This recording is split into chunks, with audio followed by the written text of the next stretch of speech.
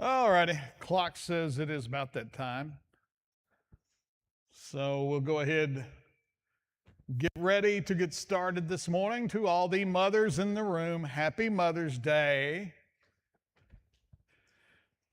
For those of you who have wives or are mothers, or you have mothers, do not forget to do something nice today. Be it dinner or a plant or whatever. So, prayer list this morning. Susan Swain been at Bradford Heights for rehab. Any update on that? Or is that still just progressing along?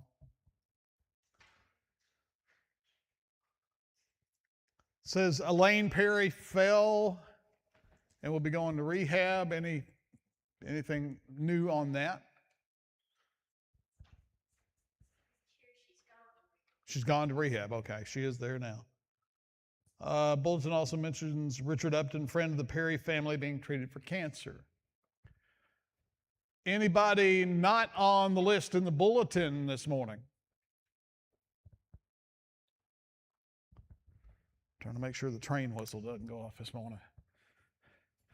My text message sound is a train whistle and it's loud, so trying to make sure it's turned off.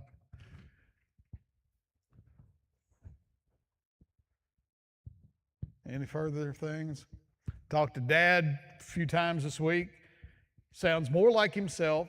He's eating. He says food tastes better every day, that it's getting along. He's still a little congested, but he's moved through. I think he's going to turn this round of COVID back. But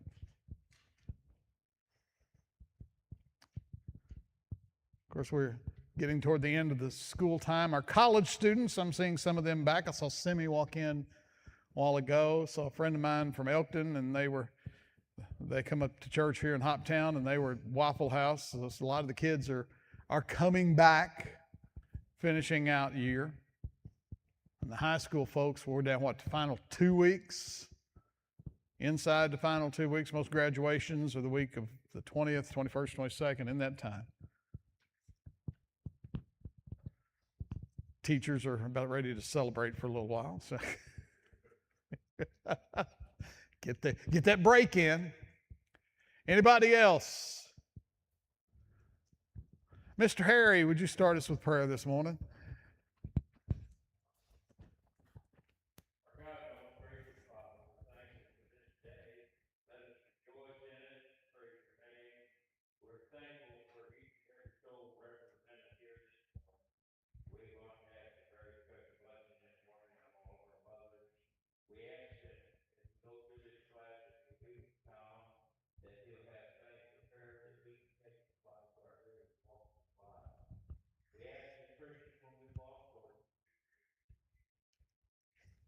Thank you, sir. I had the opportunity yesterday to go cover the end of the state bass fishing tournament. I've never felt so inadequate as a fisherman in my life to see some of the fish those kids were catching. Team that finished second in the state was 7th graders. A couple of kids from Trigg County finished 2 days with 25 plus pounds of bass. And so, but it's like they come in carrying those big old bags full. I'm like, I don't catch anything that size. So, all right, we are going on in our study of Exodus. God creates a nation. We are in the section, just in the early part of the section, of the deliverer called Moses. And actually, we are Moses, the deliverer of Israel. And within that, the call is where we're going to start off today. We're in chapter 3. Chapter 3 of Exodus. Chapter 3, and let's go verses 1 through 9 here as we get started. Meanwhile, Moses was shepherding the flock of his father-in-law Jethro, the priest of Midian. He led the flock to the far side of the wilderness and came to Horeb, the mountain of God. Then the angel of the Lord appeared to him in a flame of fire within a bush. As Moses looked, he saw that the bush was on fire, but was not consumed. So Moses thought, I must go and look at this remarkable sight. Why isn't the bush burning up? When the Lord saw that he had gone over to look, God called out to him from the bush, "Moses, Moses." "Here I am," he answered. "Do not come closer," he said.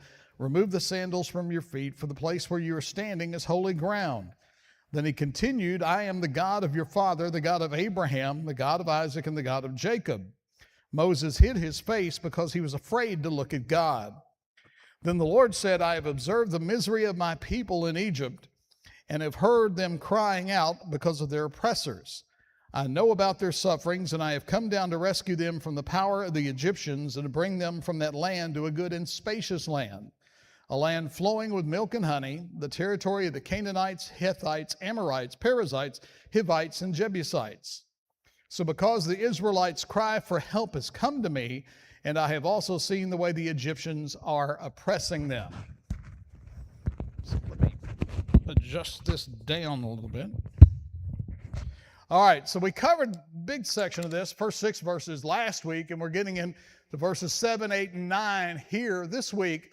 And the purpose of the call, the reason why God is speaking to Moses here. And we talked about last week how his reaction to the bush was different than most of ours would have been, and the so forth there with the burning bush. Now God reveals to Moses why he has appeared to him before he actually calls Moses into service. You look there and God says, "I have heard the cry of the people." And then basically God tells Moses, now I'm going to do something about it. So, one note here, he specifies exactly where they're going to go. He tells them all of the peoples, the land that they are going to move into. Now, you have to wonder at this point if Moses is thinking, hey, great, this is wonderful. The people are going out of slavery. We're going to go to the promised land. This is going to be a great deal. Perfect for everybody. But God, how is this going to take place? Well, he's about to find out, isn't he? Because God is going to drop the bombshell on Moses. Oh, by the way, it's you who's going to lead this. And most of us would have had the same sort of reaction that Moses does at this point. And Moses goes, say what? Moses probably thinking, this is a grand, glorious, wonderful idea. And then God says, oh, by the way, it's going to be you that handles this task. And then you're knowing Moses is sitting there going, wait a minute. This was a good idea as long as somebody else was going to get to handle it. Man hadn't changed a lot over the centuries, has he?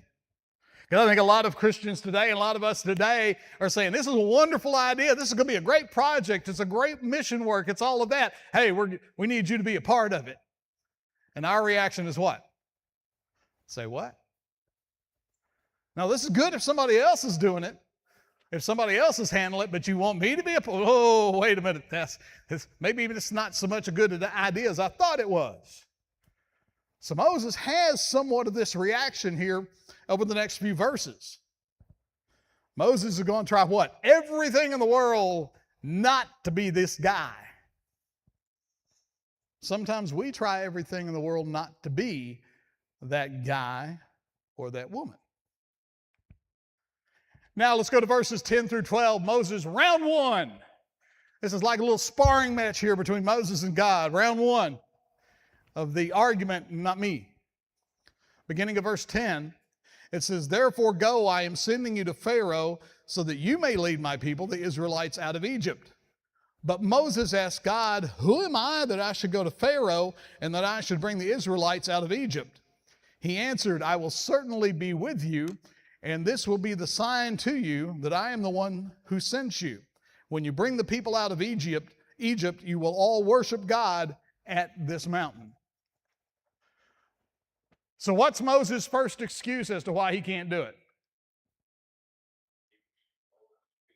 Well, actually, it's even before that. His first excuse is, I'm nobody. Never mind that he had been raised as a prince of Egypt. Moses now has been doing what for 40 years or for a long time? He'd been a shepherd. He'd been herding sheep. So Moses' first reaction is, I ain't nobody. Moses responds by saying, I'm in no position to go to the king and make demands.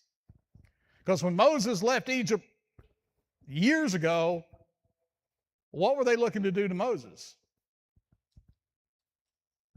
They were looking to execute him. So I'm sure one is he's thinking, I don't want to go back there. Two is, I'm a shepherd now. I don't do anything. I got no power, no pull, no sway to make anything happen. So Moses says, it's not me. I can't do this. I got no pull with Pharaoh. Pharaoh was not just a political ruler, but he was regarded as a living god in Egypt and the earthly manifestation of Horus. So gaining an audience with Pharaoh was a formidable task governed by strict, deeply religious, and hierarchical protocols. So Moses is saying, hey, even if I go there, what? They're not going to let me in. They're going to see me. They're going to see me as a shepherd, and they're going to laugh. Moses says, there's no way I can get to see Pharaoh. How am I going to pull this off? Exodus 3:12, and God answered him, I will certainly be with you, and this will be the sign to you that I am the one who sent you. When you bring the people out of Egypt, you will all worship God at this mountain. God tells Moses, when this is all over, you're going to stand right here and worship me. But God says, I will certainly, what? Be with you.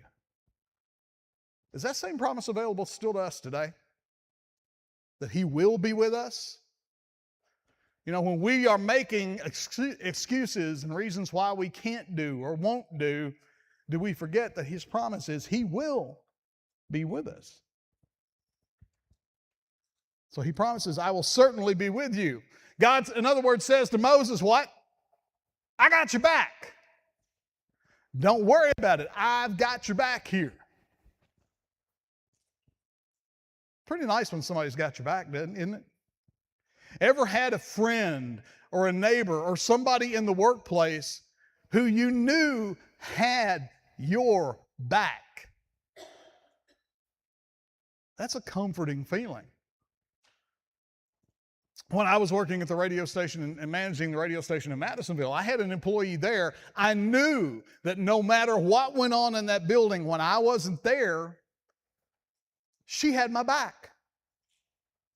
I knew that she had it and she would do what was right and she would do in accordance to what I would want done in that situation. So I knew they had my back. And that's what God is trying to tell Moses here is no matter what you encounter, no matter what Pharaoh does, no matter what happens trying to get into his court, I've got your back.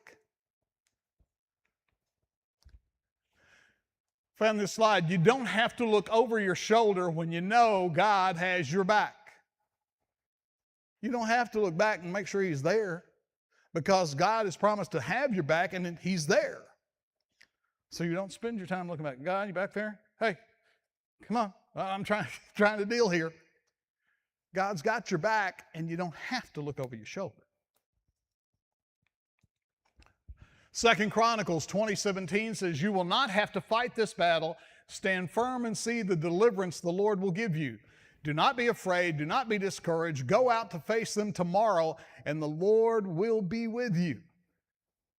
And so again, what God is telling Moses here is, I am with you. This is not going to be you alone who's going to face on what arguably would have been the most powerful man on the planet back in that time.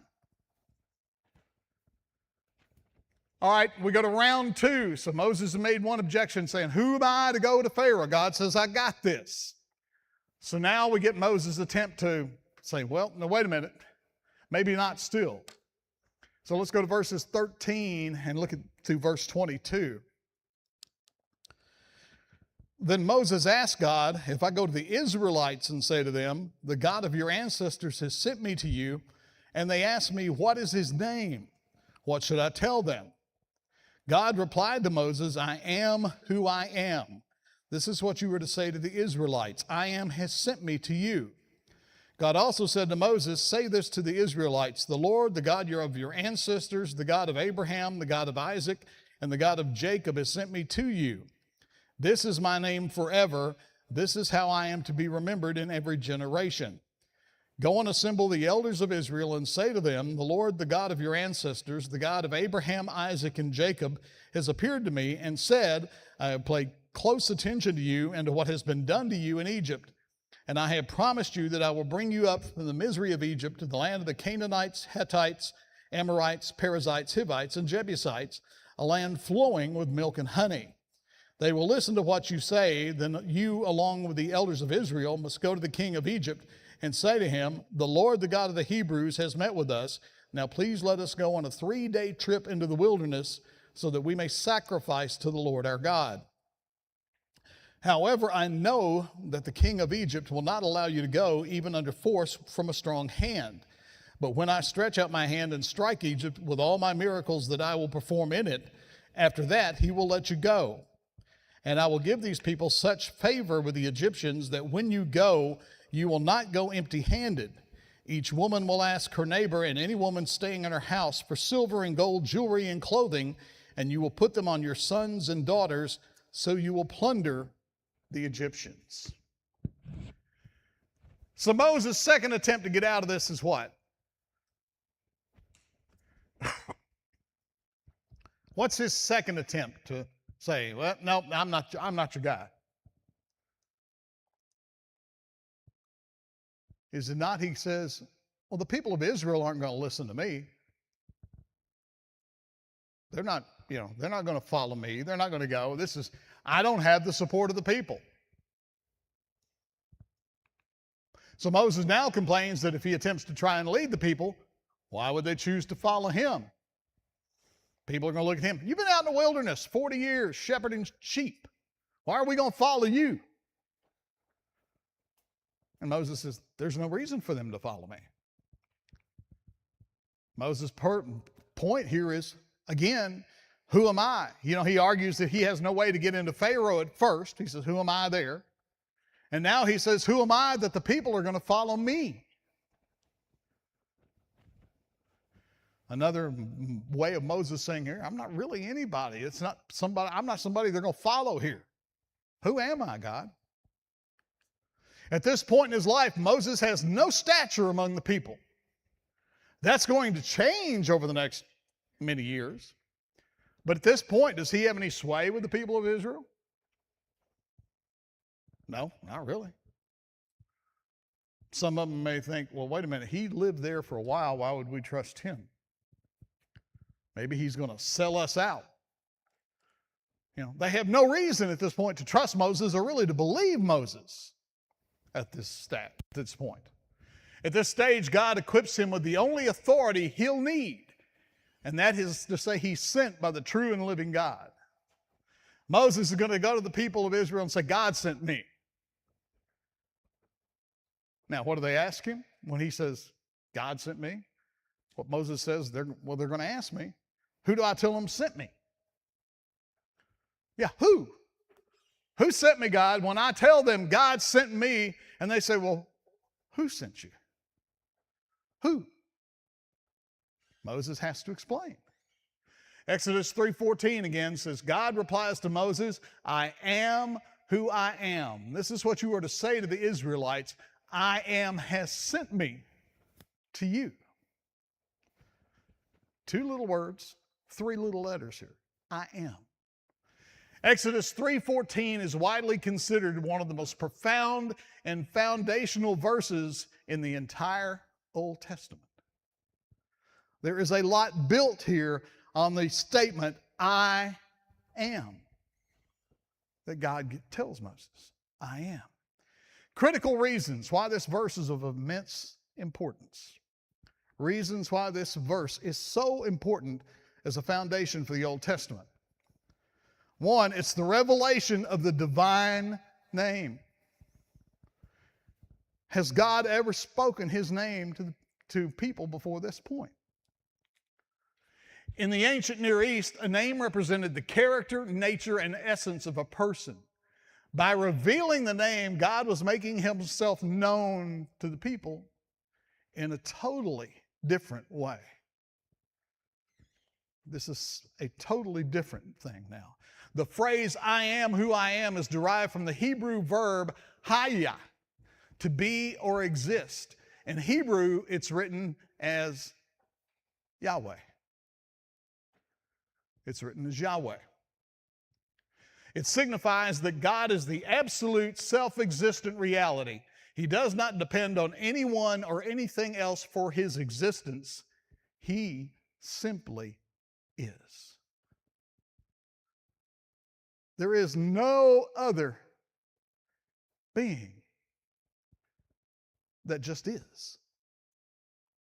That just is. It's the aseity and the self-existence of God.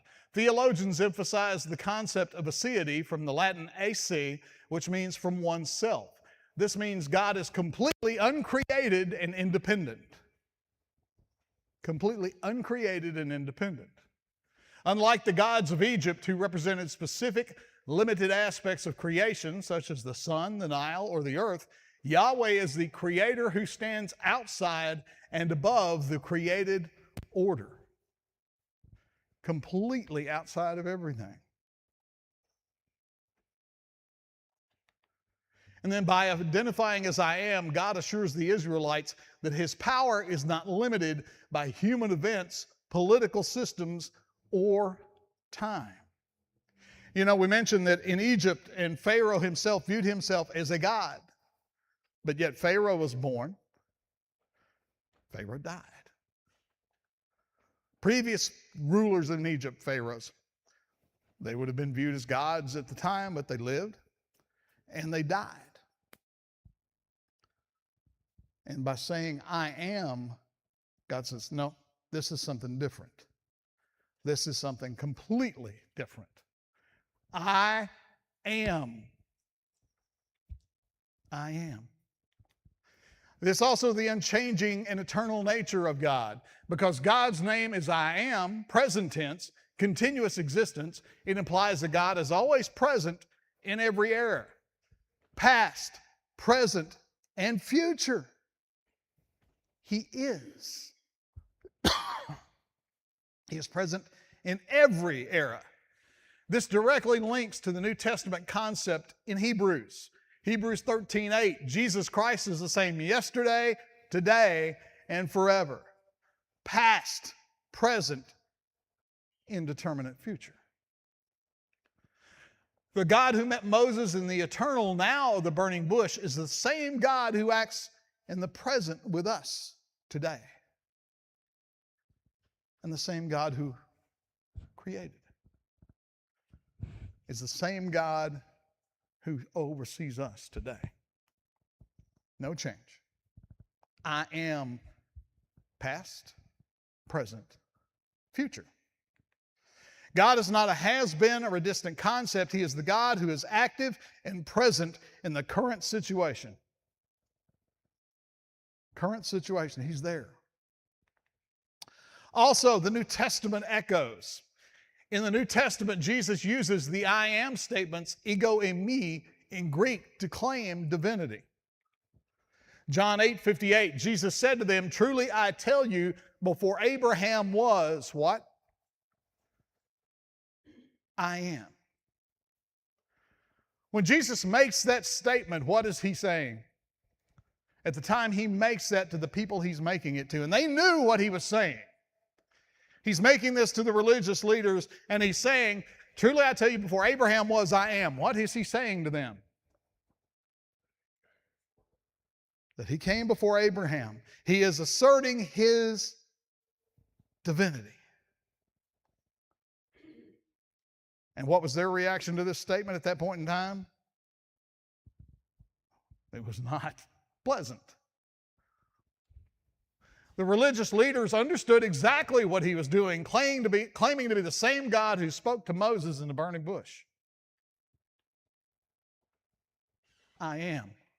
He is the Lord, the God who worshiped by Abraham. He is the Lord, the God worshipped by Abraham, Isaac, and Jacob. He's clarifying this all out to Moses. The same God who made promises to the patriarchs has now heard your prayers. And think about that. The same God who, bring this forward to us.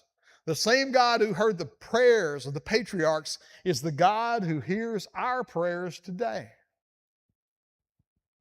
The I Am. He tells Moses to gather the elders of the people and say to them, he is aware of their suffering in Egypt, and he will lead them to the promised land. And then God instructs Moses to go to the Pharaoh with the elders and tell him that the Lord has instructed them to ask this ruler to release the Israelites to go on a 3-day journey so they can sacrifice to the Lord.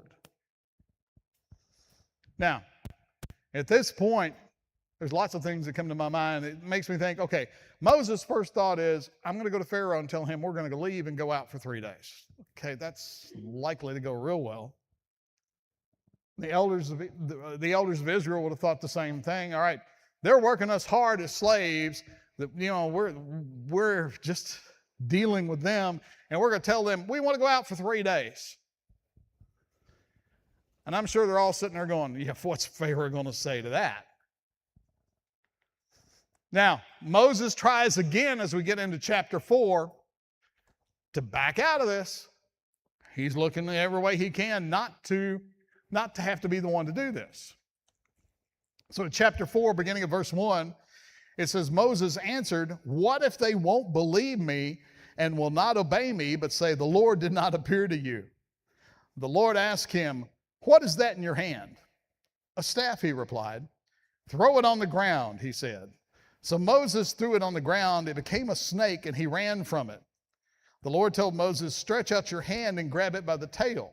So he stretched out his hand and caught it, and it became a staff in his hand. This will take place, he continued, so they will believe that the Lord, the God of their ancestors, the God of Abraham, the God of Isaac, and the God of Jacob, has appeared to you. In addition, the Lord said to him, put your hand inside your cloak. So he put his hand inside his cloak, and when he took it out, his hand was diseased, resembling snow. Put your hand back inside your cloak, he said. And so he put his hand back inside his cloak, and when he took it out, it had again become like the rest of his skin. If they will not believe in you, if they will not believe you, and will not respond to the evidence of the first sign, they may believe the evidence of the second sign. And if they don't believe even these 2 signs or listen to you what you say, take some water from the Nile, pour it on the dry ground. The water you take from the Nile will become blood on the ground. I can just, after seeing this here, I can imagine Moses going, could we have not made the leprosy the first test here? Does it have to be a snake? Hey, they'll believe at the leprosy thing. Let's not deal with the snake. Can you imagine Moses' reaction? He takes his staff, throws it on the ground, and now it's a snake. And God says, oh, by the way, pick it back up. How many of you would try to find a reason not to pick that staff back up? Moses throws it down, becomes a snake. Hey, God, that's nice. Just let that snake go. And then God tells him, pick it back up. Moses goes, wait a minute. So he gives him a couple of miraculous examples here as Moses, again, tries to find another excuse to get out of it. And his excuse this time, they're not going to believe me. Why? They're going to say, God didn't speak to you. Really? God spoke to you out of a bush that was on fire and that bush wasn't burning up? Nah. Moses, what were you drinking out there while you were tending those sheep? So Moses now tries to get out of this task by saying, they're not going to believe me. What if Pharaoh does not believe? Moses said. I can't do this if he doesn't believe. And again, like we talked about a couple of weeks ago, every time I think of Pharaoh, I think of Yul Brynner. And when I think of Moses, I think of Charlton Heston. So Pharaoh got to believe, or something's going to have to sway Pharaoh's mind here. And Moses says, what if he doesn't believe that I've come from you? And the Pharaoh mask there. Whether that was the Ramesses or not, not sure. God provides him with 3 signs he can use to prove that what he claims is true. So God says, here's 3 things we can do. One is throw down the snake. And that'll help believe. 2, the changing of healthy flesh to leprosy and back again at will. Hand goes in, comes out, it's leprous. Hand goes back in, and it comes out healed. And then the other is the converting of the water of the Nile River to blood. Take some water out of the river, pour it, and it will be blood. These 3 things ought to prove something. Yet, still, even with this, Moses is not comfortable enough. He's not ready enough to go. Even with all this God said. God has said he's going to have his back. He says, the people will believe you for this reason when you tell them who sent you. Pharaoh's going to believe you because of all of this. And Moses still, round 4, tries to get out of this.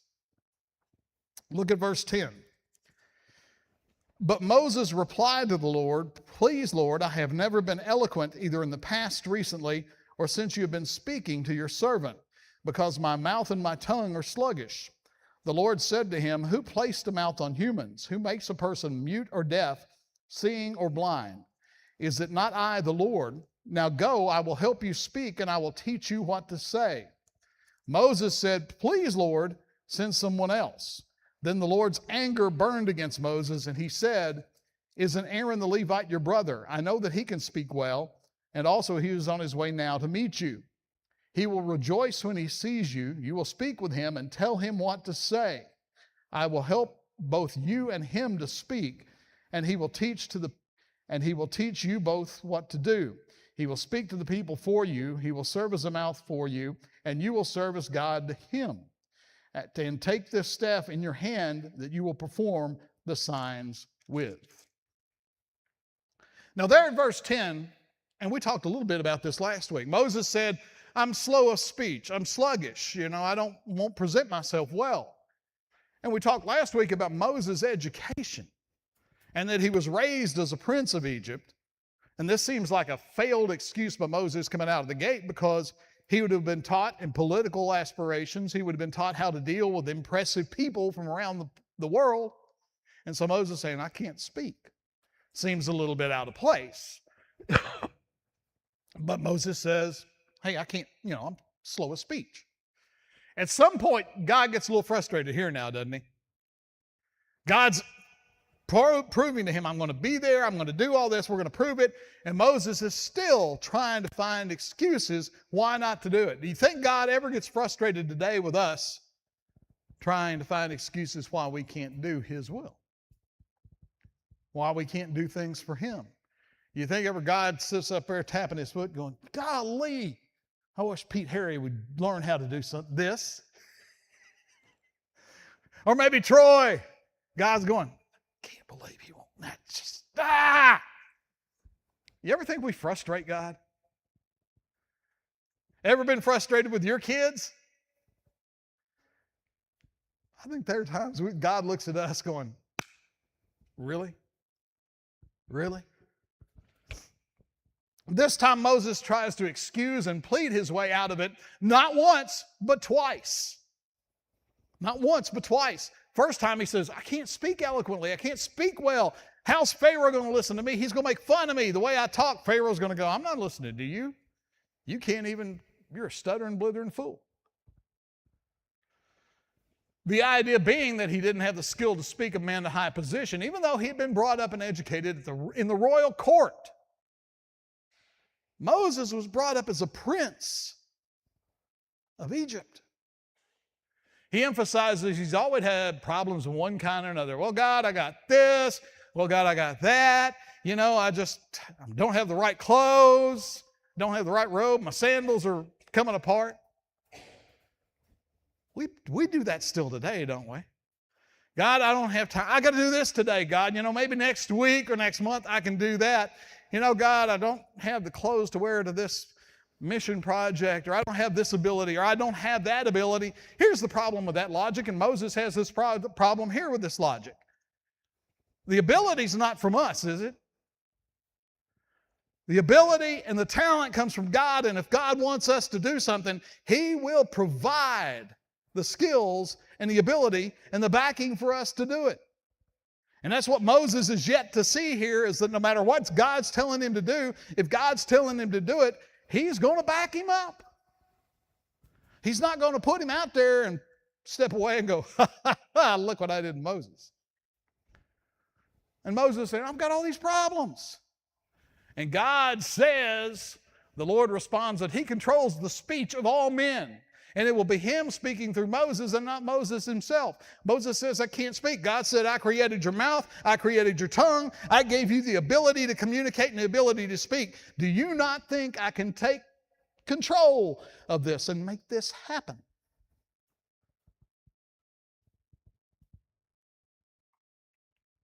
And the second effort made in this round sees Moses out of excuses. He's just done. Moses can't think of anything else. And what does Moses say at this point? I heard somebody say it. Send anybody.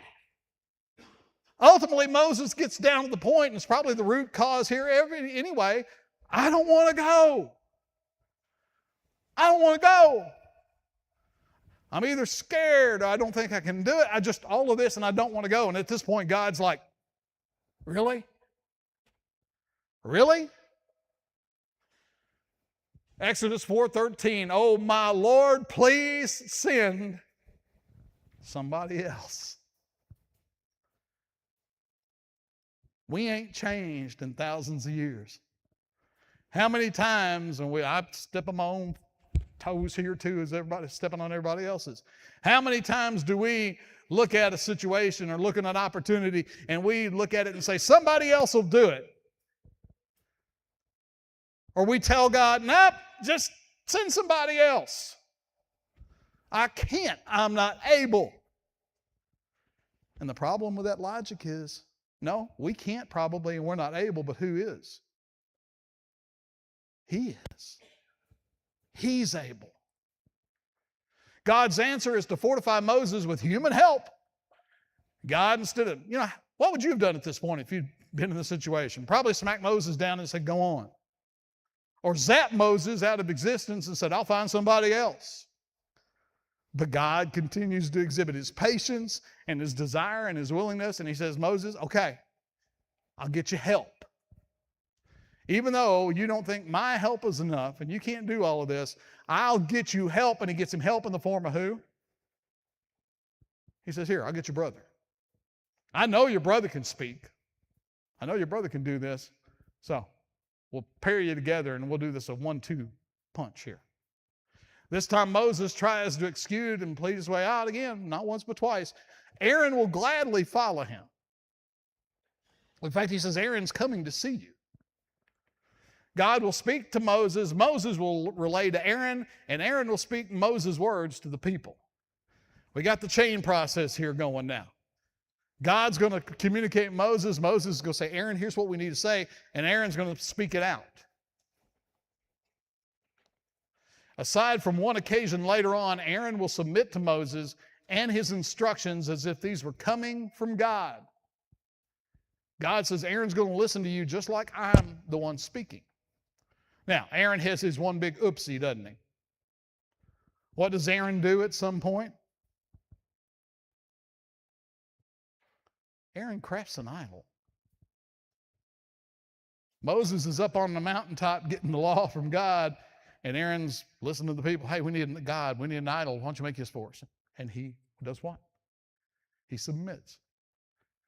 So at this point, with Moses here, we're at this point. No excuses.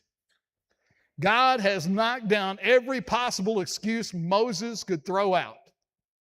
They don't believe me. Well, we'll do this. I'm not important enough. I will get you in front of Pharaoh. I can't speak. Aaron will go speak for you. There is no excuse at this point. The application to us today is really, if we know and we believe and we know what Scripture says, there are no excuses for us.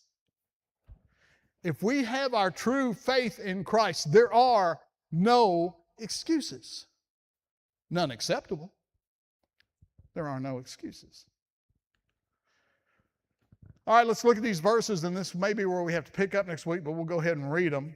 But let's go to verse 18. As Moses prepares for his departure, now that he has no reason legitimately that he cannot go, and it says, beginning of verse 18, then Moses went back to his father-in-law Jethro and said to him, please let me return to my relatives in Egypt and see if they are still living. Jethro said to Moses, go in peace. Now in Midian, the Lord told Moses, return to Egypt, for all the men who wanted to kill you are dead. So Moses took his wife and sons, put them on a donkey, and returned to the land of Egypt. And Moses took God's staff in his hand. The Lord instructed Moses, when you get back to Egypt, make sure you do before Pharaoh all the wonders that I have put within your power, but I will harden his heart so that he won't let the people go. And you will say to Pharaoh, this is what the Lord says, Israel is my firstborn son. I told you, let my son go so that he may worship me. But you refuse to let him go. Look, I am about to kill your firstborn son. One thing as we look at this, I find interesting there is it's in verse 20, and Moses took what? Doesn't say Moses took his staff. It says what? Moses took God's staff. I was going through this that week, and it really stuck with me. It's not Moses' staff. It's not his leaning. It's not his support that he's taking. He's taking a staff. A staff is used to what? Support yourself. He's taking God's staff for his support. We need more often to take God's staff. We don't need to take our own staff. We need to take God's staff. Now, I don't know about I want to turn it into a snake or anything, but I'll take God's staff for support, and then if I throw it down, it becomes a snake, Troy's going to pick it up for me. Troy, in that case, Troy is going to be my Aaron. Hey, Troy, pick up that snake, and I'll take the staff back. But we need to lean on God's staff, not our own. And God's staff will get us through. And I think what we're going to do, since we just read that, we'll stop there. We'll get into discussion on that next week, and we'll pick up there with Moses taking God's staff and hitting the road. We'll kick in next week.